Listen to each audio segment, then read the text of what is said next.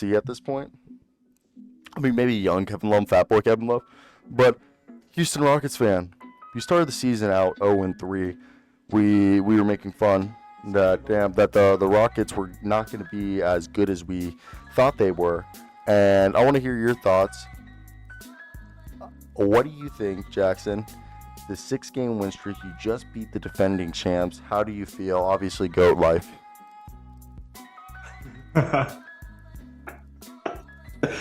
Yeah, obviously, GOAT life is how I feel. I feel great. I love it. I think they're so good. I think they're going to make the playoffs very clearly. What do you notice different about this team in comparison to last year? They're pretty good at defense. I think they're one of 4 teams now that have a positive plus and minus net rating. Yeah. But I love it. Sengun, Penguin Sengun. Is that what his name is? The Penguin? No. Why Penguin? It's not even like rhyming with Shagun. I don't know. It's just what my buddy Arjun calls him. Penguin. If you say Sengun, Penguin Sengun. Sengun. It's just not his last name. But if you can beat the defending champions with Jalen G Green 4, scoring 9 points. Cyro, you lower your camera so. Yes. Thank you. Yeah, no, I mean, first off, Fred VanVleet had 26. Dylan Brooks was the fourth leading scorer with 10, and Uncle Jeff had 15 off the bench. I mean, their bench had 31 points in total, which is fucking fantastic. I don't think they had 31 points off the bench since the James Harden era. Yeah, combined. Yeah, combined. I know we're like the Raptors. I think getting Tari Eason back healthy was beautiful. Uncle Jeff was very nice last night. Put up like 14 in the fourth. Jacques Landale sucks, but I think he'll figure it out eventually. And yeah, even guys deeper down, Aaron Holiday. I mean, Reggie Bullock doesn't play, but it's a good deep team. Jay Sean Tate. It's kind of amazing that Reggie Bullock was on there because you'd think he'd have some kind of promise of a role, and for him to be essentially buried on the bench. It's strange in hindsight. You're quite quiet, but I feel like you said it's weird. Reggie Bullock's on the Rockets. No goal, yeah, that he would come there to be buried. It is very, and it happened like right before the season started. Touching the wrong cables, but Said I was black. yeah, you were touching these ones. Does Henry sound louder now? Henry, talk. Henry, H is in hot dog. E Is that better? Emery. Yeah, it's better. N is All right. What was the first 2 words you said? Me? dog. No, Ooh. Henry. What I find interesting about this Rockets team is definitely the fact that Ime Udoka has this team mixed with like you said, the starting line: Jabari Smith, Alperen Sengun, Jalen Green. Then you throw in 2 vets, Dylan Brooks and Fred VanVleet. And then when we go to the bench, Tari Eason was back, but Jeff Green's kind of the 6th man. You got a little sprinkling of who else was off the bench. Dude, I didn't really notice Amen. He's not playing, right? Ankle sprain. That's what I thought. Okay. I was like, I swear I didn't see Amen on there. How long is that ankle sprain for? Was it 2 weeks, 3 weeks, Jackson? Yeah, it's a multi-week absence starting Okay. a week ago-ish. So yeah, they have I think a great mix of young and old dudes who know their role. Do I think they're going to be a top 3 seed in the West? No. I could see them being at worst a play-in team potentially. But I could see this if they continue to go on the streak. This is a team that easily could be the 6th seed. I think that's what they should. Why can't we be the 3 seed? I just have the Denver Nuggets, the Golden State Warriors, Jamal Murray, Phoenix Suns, Jamal Warriors suck Murray, right now. Bradley Beal, Devin Booker.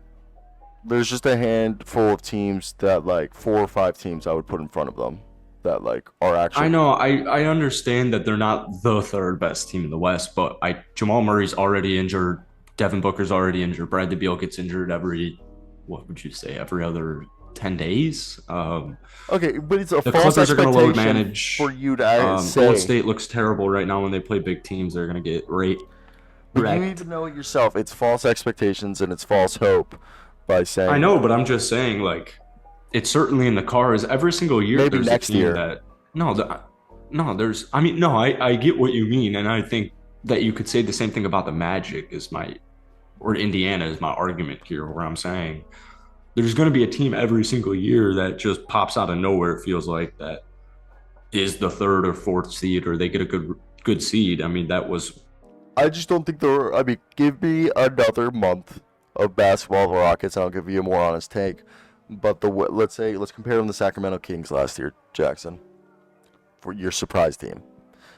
And I can't even remember. I'm pretty sure they had a hot start to the year. They're one of the best teams at the start of the year. Oh, can you hear me now? Yeah, what's happened? You lost him on Zoom for a minute. He's good. Okay. I just have bad internet, apparently. So, you remember last year? Sacramento was the 3rd seed, and then Memphis was the 3rd seed the year before. Memphis was 2nd seed for the last 2 years running. We can't use Memphis. Sorry, Memphis isn't. I just did. No, Memphis. I didn't say Memphis. I have not said Memphis at all. I don't know why you didn't. I did not bring Memphis. Shut the fuck up and let me say what I was gonna say. We're comparing the Houston Rockets to the Sacramento Kings, who the Sacramento Kings. No, I never compared them to the Memphis Grizzlies because they're not the fucking same. But I compared them to They're the not Memphis the same. Grizzlies. They're not the same because this Memphis. They're not the Kings either. What are you getting all upset about? You just said there's one surprise team a year. Last year was the Kings. Okay. Yes, and the year before was the Grizzlies. No, it wasn't because the Grizzlies were a play-in team the year before. You can't be a fucking It's still a surprise team if you made it to the surprise. fucking play. It wasn't. We all knew they were gonna go there. You don't. This is retarded. Henry, It's not retarded. Henry, what are your thoughts on this? Because We all this knew is, that the Grizzlies were this gonna is take the retarded. jump because they fucking had the jump already when they made it to the play-in.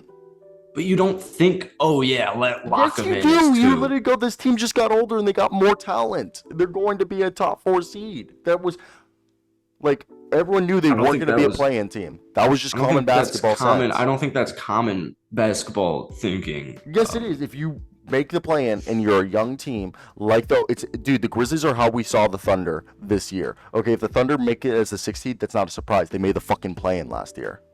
Yeah, but maybe some of you guys are saying OKC is the 3 seed, but none of you are actually predicting Oklahoma City Thunder are going to be the 3rd seed. Nobody's actually putting that down in writing. And if you are, it's rare, which is the whole point about Sacramento and Memphis and Houston. That's the point. There's no point there. I'm just saying that is the point. It's a fully logical at the end of point. the day, especially with like the modern NBA, you being the 3 seed doesn't mean anything because that could be like a 1-win difference. It's really, if you're the 1st seed, I feel like is the biggest thing because you could be the 2nd seed and literally have a 2-win difference between the 6th seed and the 2nd seed because there's so many other circumstances that like your conference win-loss record. You could have the same record That's as my somebody. point. Well, going against your point because you being the 2nd or 3rd seed doesn't mean anything because you could have a very similar record to the 6th seed. It really means if you're the 1st seed. It's literally what I said. That's what I prefaced the whole take on. No, you just told me you were trying to compare them to the Memphis Grizzlies as if I am comparing them to the Memphis Grizzlies and the Sacramento Kings because they've won 6 straight basketball games and they clearly are a good basketball team. What I'm saying is you get teams. The equation here, and we're talking about goodness. they're a surprise team like the Sacramento Kings that last year, if you put in, nobody would have said the Sacramento Kings were going to be a playoff team. Okay. And the reason that the Houston Rockets can be the 3 seed outside of the fact that they're a good roster is because of load management and injuries and regular season basketball. LeBron James is not going to be playing against Pool Party trying to play 42 minutes a night. These guys are going to be managed. I just think it's the Rockets are young. They're not. I just think it's a completely different circumstances that they're in because I'm not first comparing these teams. We don't have a John Morant. We don't have a Darren Fox. I'm not trying to compare. I don't know why you keep comparing for the Grizzlies, so I'm going to ignore the because Grizzlies thing. Because this is driving me crazy, Henry. Do you see what I'm getting at? So Bonus and Harrison Nobody's Barnes comparing rosters. Let me finish this. when you look at the way that the teams were constructed, okay, there was a lot more continuity going on with the Sacramento Kings, that they had actually played together for at least a year or at least a few months before. I mean, here you have like half the roster is young that played together, and the other half are vets.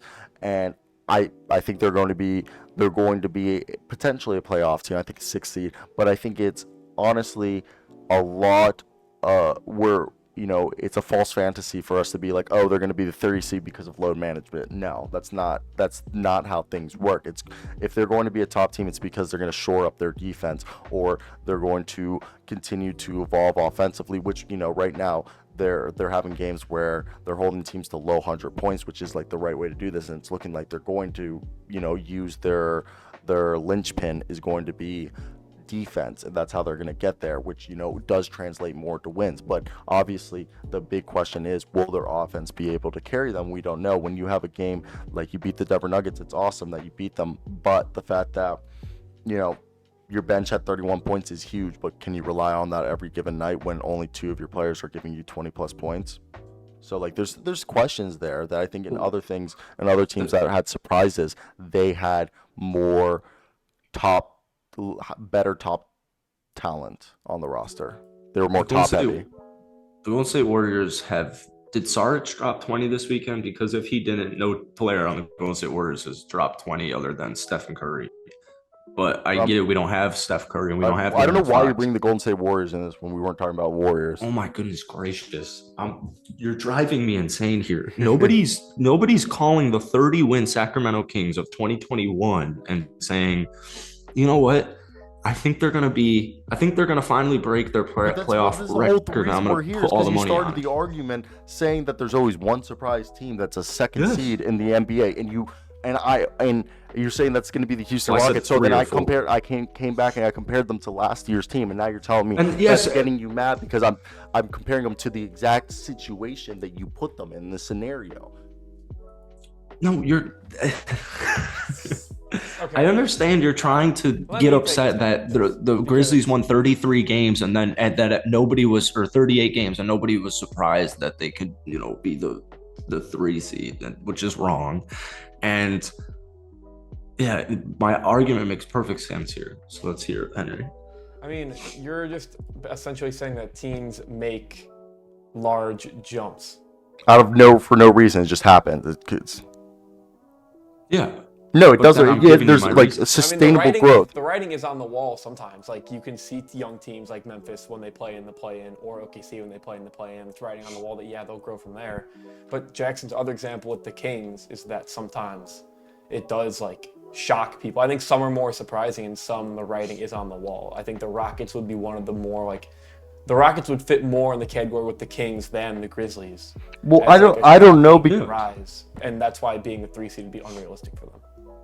I think first off, they spent all this money, so if they weren't a good team, it would just be like they're a fucking terrible franchise if they spent all this money in free agency. So you'd hope spending almost $200 million in free agency would translate to wins. So I think that's where we can't compare them to Sacramento, because Sacramento's biggest free agent signing when Mike Brown came over was Malik Monk.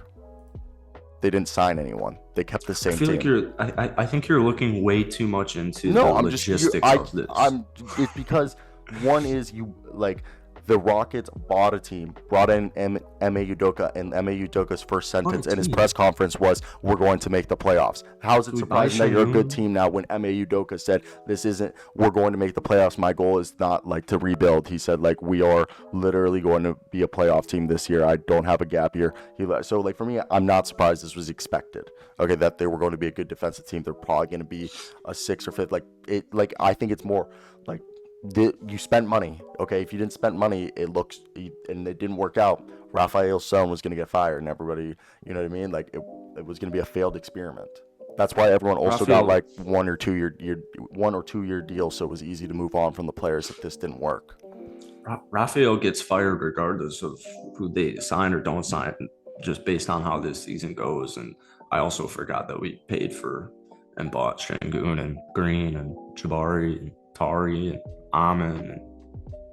Yeah, I mean, you only played three of those dudes. Like Tari just came back, but like the thing is like you're really playing the vets. All of those You're guys winning played. your games. Dylan Except Brooks Ahmed is a Johnson. huge part of this. Fred VanVleet is a huge part of this. All right. Well, you I know mean, all those guys played, right? Except Yeah. for Ahmed Johnson. I mean, first off, Jalen Green 9 points. Wow, that made a huge difference. But 10 did he points from play? Jabari.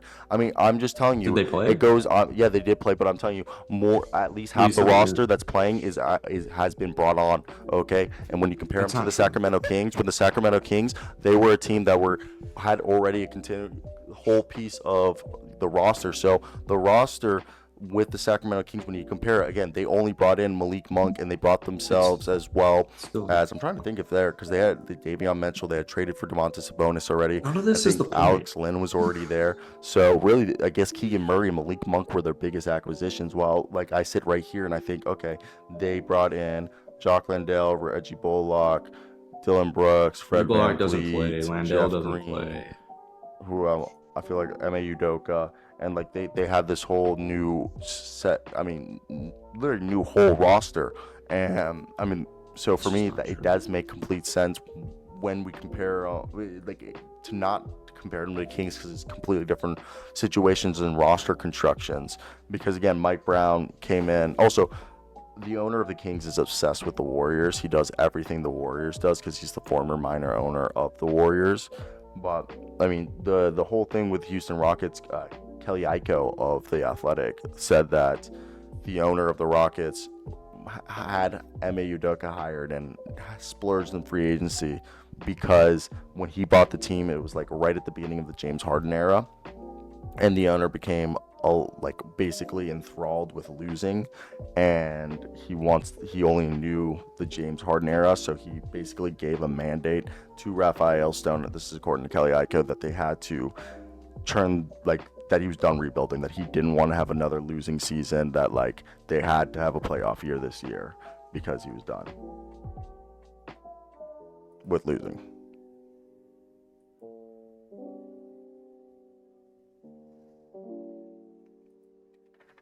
But Alpi, who's better, Sabonis or Alpi? In your opinion? Is Jackson frozen? No, I think you just angered him gradually. Yeah, this is just the most retarded thing it's like last weekend, like this will be the dumbest thing I've heard all day. But I haven't really watched many Kings games this year, so I don't know, but I'm gonna go with Sengun, but I'm pretty oblivious. I just always forget Sabonis is like 7'1". I think he's 6'10". 7'1". Me and Henry had this conversation like a month ago, and we searched up. He's listed 7'1". It's alarming. Yeah, it's like weird. It does feel like he's 6'10". It does feel like he's 6. Play. Yeah, but like I will say, there's some places that do list him at 7 foot. It's so weird.